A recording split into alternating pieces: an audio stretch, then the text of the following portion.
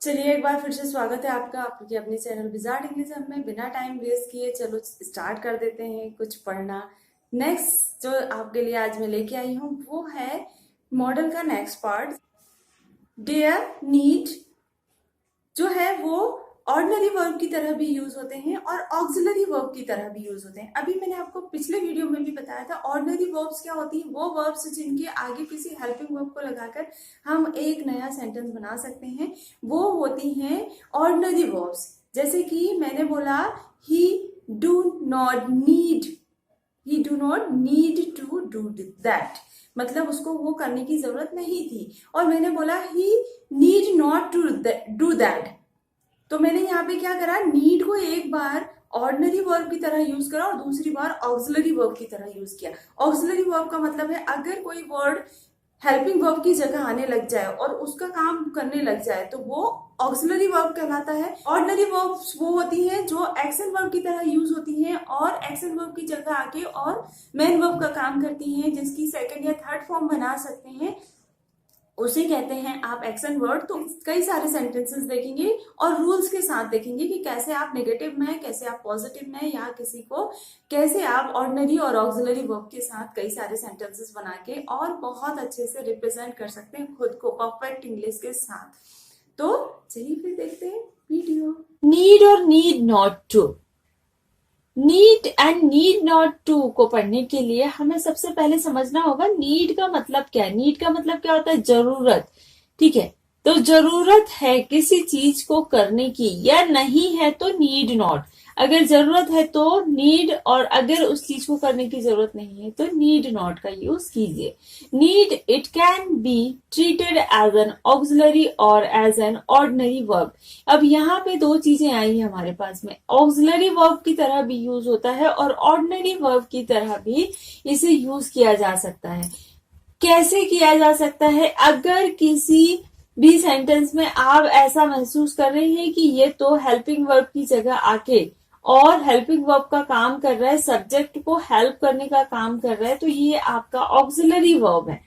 Auxiliary verb क्या होती है? बेसिकली हेल्पिंग वर्ब्स ही होती है। और ऑर्डिनरी वर्ब्स क्या है? आप तो ऑर्डिनरी वर्ब्स वो वर्ब्स है जो एक्शन वर्ब की तरह काम करती हैं। सेंटेंस में आके जो डूअर है वह क्या कर रहा है, उसका क्या काम है, उसको बताने का जो काम करती हैं वो होती हैं ordinary verb. Auxiliary verb it is used mainly in the negative and interrogative form with direct infinitive uses.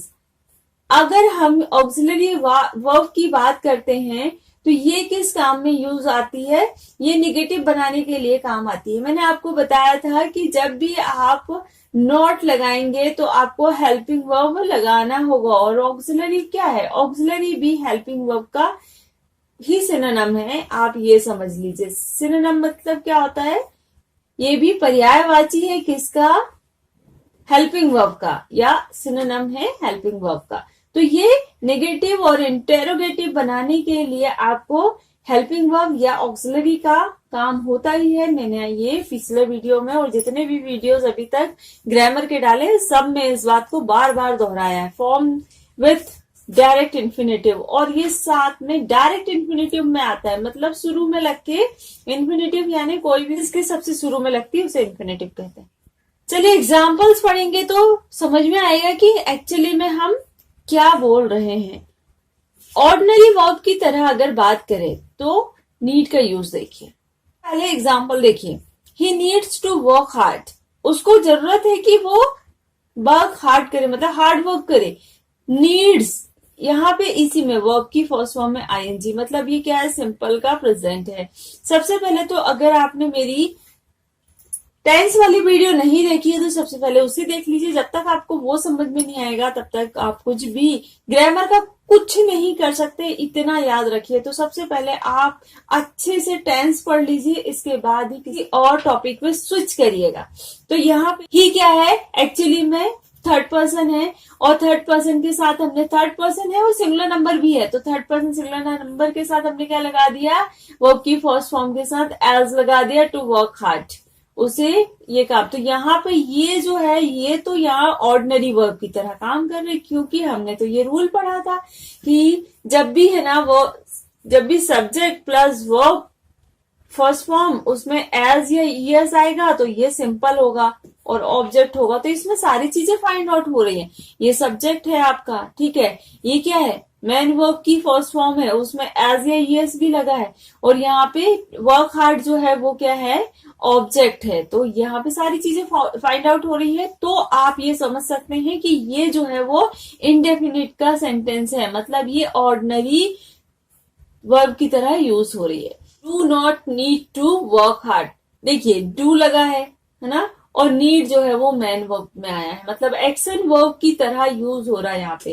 ये जो है वो मैन वर्ब है और ये जो है वो हेल्पिंग वर्ब है। तो आप बस इतना समझ लीजिए कि जहां पे नीड जो है वो एक्शन वर्ब की तरह या मैन वर्ब की तरह या वर्ब की कोई फर्स्ट फॉर्म या सेकंड फॉर्म जो होती है उस तरह यूज होने लग जाए तो वो क्या है, आपका ऑर्डिनरी वर्ब। अभी इसी सेंटेंस में अगर हम समझे तो ये जो डू है ना ये ऑक्सिलरी वर्ब है, और ये जो नीड है आपका ये क्या है, यहाँ पे ऑर्डिनरी वर्ब है। बस इतना समझ लीजिए।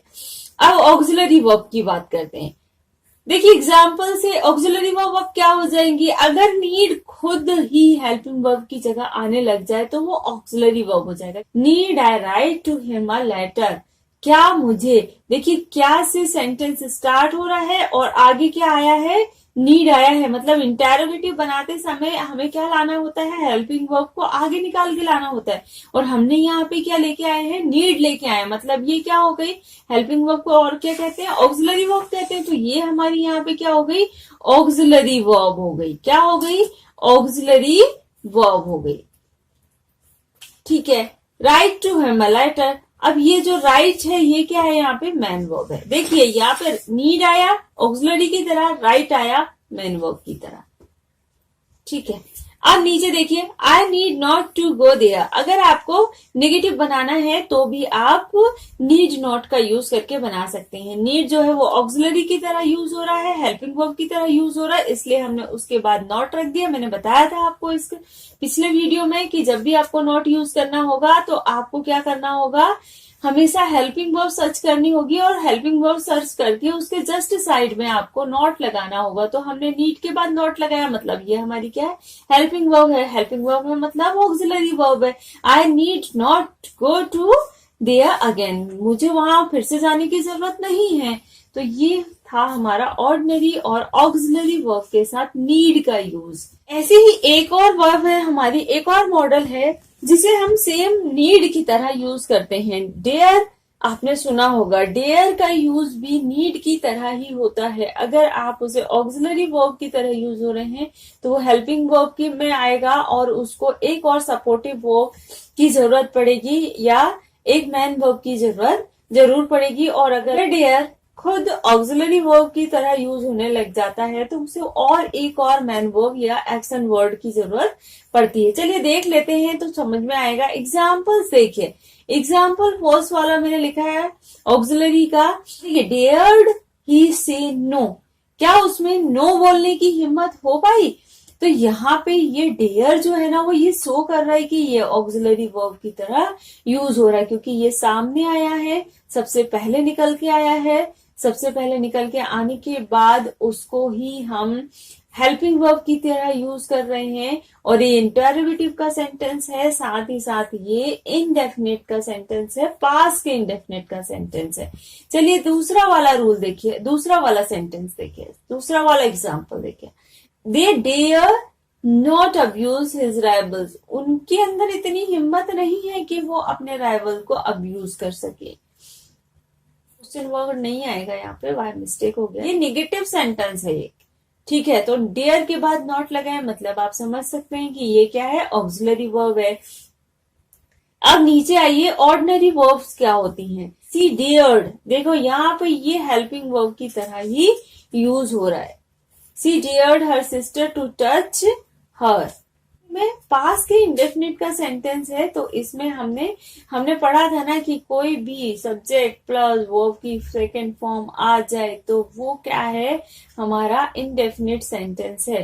तो यहाँ पे आया है, सब्जेक्ट आया है, वर्ब की सेकेंड फॉर्म आई है डेयर के रूप में, और ये जो है वो हर सिस्टर ऑब्जेक्ट है और ये अलग से अदर वर्ड्स हमने यहाँ पे लगाए हुए हैं। लेकिन नीचे देखिए कैसे हमने ऑर्डिनरी वर्ब की तरह और दूसरा भी सेंटेंस बनाया हुआ है। He does not dare to fight, उसके पास इतनी डेयर नहीं है कि वो लड़ाई कर सके। तो यहाँ पे डज जो है वो ऑक्सिलरी वर्ब का काम कर रहा है और डेयर जो है वो ऑर्डिनरी वर्ब का काम कर रहा है। आपको समझ में आ ही गया होगा। इस पूरे सेंटेंस में भी फर्स्ट वाले सेंटेंस में आप देख सकते थे कि कहीं और कोई ऑक्सिलरी वर्ब नहीं है, तो यहाँ पे एक ही ऑक्सिलरी वर्ब है। और रूल कौन सा है? रूल जो है वो हमारा पास्ट इंडेफिनिट का है। तो हम समझ सकते हैं कि पास्ट इंडेफिनिट में अगर सेकंड फॉर्म सब्जेक्ट के जस्ट बाद में आ रही है तो मतलब वो ऑर्डिनरी वर्ब है। आपको इन चीजों को समझने के लिए मेरा वीडियो जो है वो टेंस का प्रीवियस वीडियो जो मैंने डाले हुए हैं टेंसेस के, वो सारे आपको एक बार फिर से देखने होंगे, तब जाके ये जो ऑक्सिलरी वर्ब और ऑर्डिनरी वर्ब का सेंटेंसेस जो है वो अच्छे से समझ में आ जाएगा। उम्मीद है आज आपको मेरा जो पढ़ाया हुआ है वो बहुत अच्छे से समझ में आया होगा। ये छोटा सा वीडियो था क्योंकि आप बड़ा बड़ा वीडियो देख के थक गए होंगे, इसलिए मैं छोटा सा लेके आई थी। अब हम पढ़ेंगे हैव टू, हैड टू और कई सारे और यूजेस हैं उनको। तो आप देखते रहिए, बने रहिए मेरे नेक्स्ट वीडियो में भी। Thank you, till then, bye bye, good day.